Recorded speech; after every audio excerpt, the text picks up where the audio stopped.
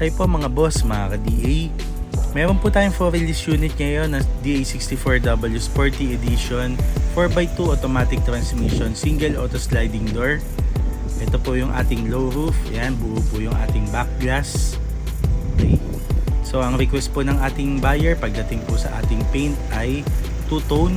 So black top at flamingo green po yung body color natin mga boss. Yan yung ating front grille na Sporty Edition. Yan, naka-chrome po yan. Yung ating stock na fog lamp. Yan, kasama na po yan sa mga unit natin ng mga DA64W. Okay, pagdating naman po sa ating interior, ito po yung ating glove box. So yung pagkakagawa po ulit natin ng ating dashboard, napakalinis. So straight matic po itong mga ganito, yung ating mga wagon.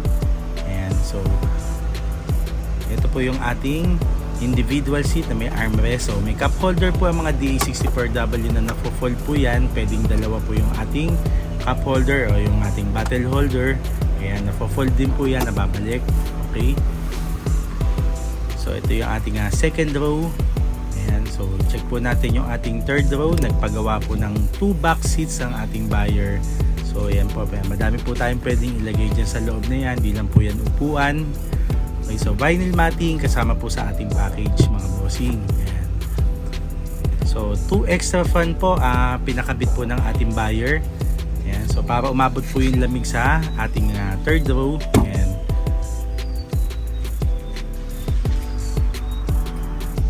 Okay, so ito po yung ating kabuuan ng paggawa ng ating unit. So yan po, ito po yung ating 14-inch na original mags. Dumating po yan, nakakabit na po yan.